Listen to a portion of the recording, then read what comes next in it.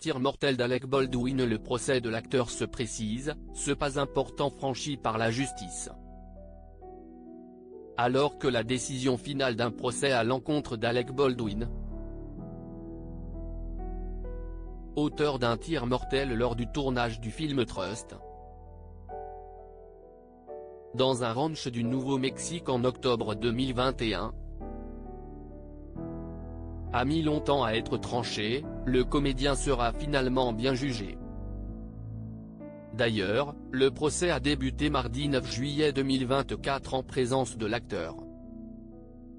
Ce dernier a pu compter sur le soutien de son épouse, Hilaria. L'acteur de 66 ans qui est jugé pour homicide involontaire a préféré garder le silence face aux journalistes présents alors qu'il risque jusqu'à 18 mois d'emprisonnement. Le procès, qui doit durer une dizaine de jours, a débuté par une étape importante mardi 9 juillet. En effet, les jurés ont été sélectionnés. Un choix difficile pour les avocats puisque ce sont eux qui vont trancher du sort de leurs clients. Comme en France, il n'est jamais facile de statuer sur le sort des personnes et encore moins quand celle-ci est connue. Mais ils devront décider si l'acteur est coupable d'homicide involontaire. S'ils décident tous à l'unanimité qu'il a commis le crime qui lui est reproché, à savoir qu'il a tué la directrice de la photographie Halyna Hutchins,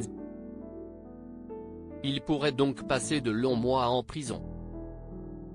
Depuis le drame, le principal protagoniste de ce procès ne cesse de déclarer que le coup de feu s'était déclenché accidentellement après avoir suivi les instructions de pointer l'arme vers Halyna Hutchins,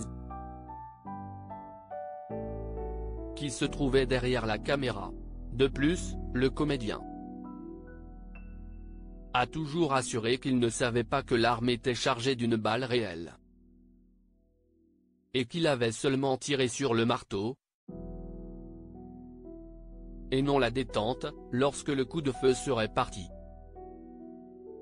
Quelques mois avant lui, lors du procès de l'armurière du film Ana Gutiérrez-Reed, la justice n'avait pas suivi son mode de défense de plaider non coupable et elle a été condamnée à 18 mois de prison ferme. Depuis le début de l'affaire, le comédien doit faire face à des montagnes russes alors que les poursuites ont dans un premier été abandonné l'an dernier, avant une nouvelle inculpation par la justice en janvier 2024.